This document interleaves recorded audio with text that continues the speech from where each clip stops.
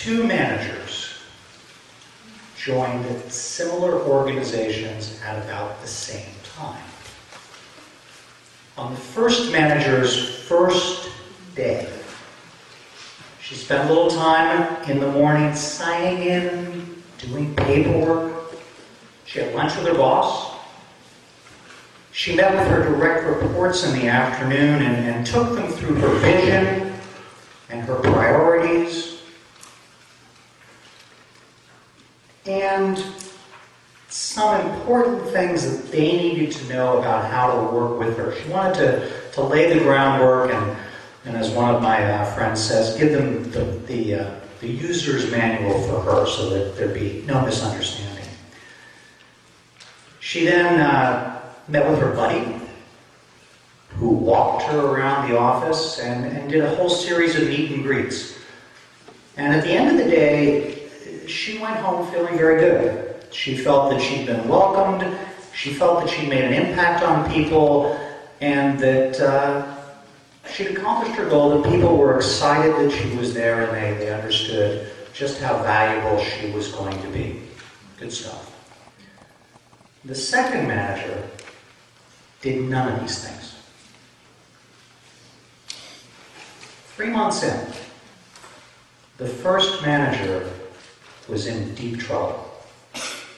She had not established productive relationships with the critical people. She hadn't gotten traction with her team. She really wasn't making much of her impact. And her boss, who had not quite invested $50 million, but had invested a lot of time recruiting this new manager, was really concerned that she wasn't going to make it. Wasn't ready to call Kate yet to deal with it, but there were problems. The second manager was doing really well. Her key relationships were thriving. Her team was aligned around the right direction they were going. They had some early wins on the horizon. And the second manager's boss and this manager felt very good about the progress they were all making together.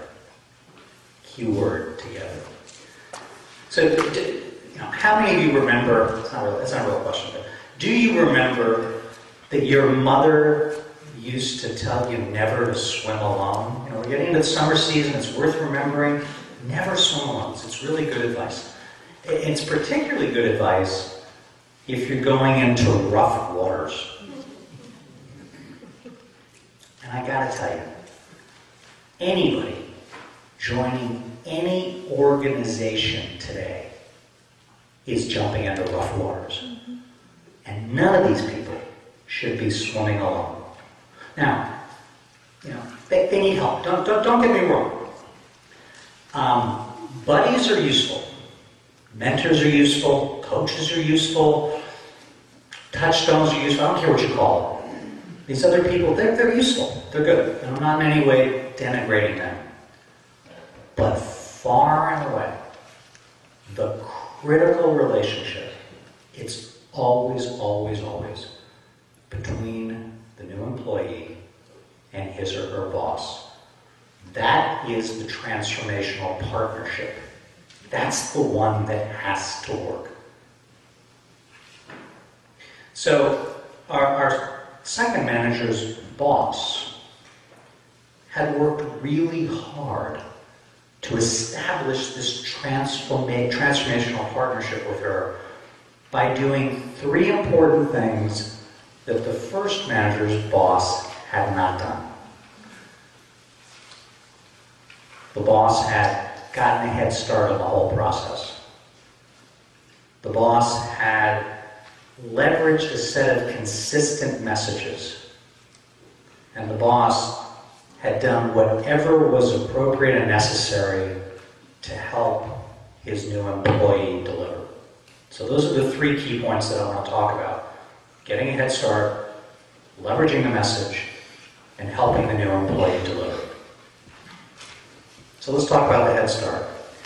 This is the one that you're going to hear this, you're going to read this in the book we're giving you, and it's going to make sense to you. It's so hard to actually get it done. But I gotta tell you, if I were king of the world, which I'm not running for, by the way, but if I were, I would never let anyone start recruiting for any position until they had a total onboarding program in place. Forget the label. But what I mean by a total onboarding program is essentially a plan. You know, you wouldn't go off and buy a computer system without a plan to implement it. How could you possibly start recruiting for a new employee without a plan for what it's going to look like? Call it a recruiting brief. A plan for how we're going to do the recruiting, how we're going to do the hiring, how we're going to make the decision, how we're going to convert this person. What are we going to do with this person as soon as they say yes? What are we going to do with this person between that moment and day one? What are we going to do with them on day one? What are we going to do with them over their first 100 days, their first 6 months, the first 18 months? I don't care. But the point is, a complete plan with a complete timeline. The second manager had done that. Critical piece of that plan was, of course, the recruiting brief. And I got to tell you, it's, I probably shouldn't tell you the story, but with our new book, the one coming out in September, the publisher sent me the cover. And they said, "What do you think?"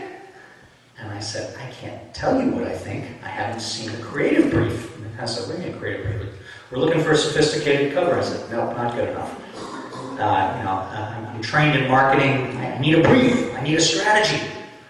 And so we did a brief together, and I did the draft, and we went back and forth, and we finally agreed to create a brief, and they were very excited. And then I said, "Okay, now would you like to know what I think of your cover?" And she said, "Yes." I said, "Well, it doesn't match the brief." So they started over, and we have a much better cover now. You can't recruit somebody till you know what you're looking for. So first part of getting a head start is getting your plan in place. The second part, which is much more important, is getting the critical stakeholders aligned around that plan and what their roles are. I got some heads going up and down. Yeah, there you get it. Because one of the big landmines for people is that the role is unclear. And people come in and the boss knows what the role is, and the new employee knows what the role is, but the peers don't. And it's a new person, and there's power struggles. You know, when we do question and answers, Cindy and I are going to have to be fighting over a microphone. That's okay, because we like each other. But if we were fighting over, resources for a job, it might not be as much fun. Okay, so the manager of the second person got a head start. You got that one. The second thing he did was he leveraged the key messages that they'd all agreed to when they put together the plan. Leveraged the key messages throughout the process.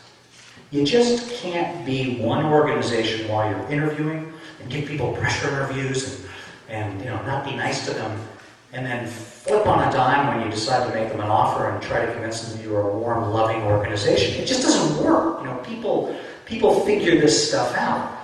So he and his team were pre-selling while they were recruiting.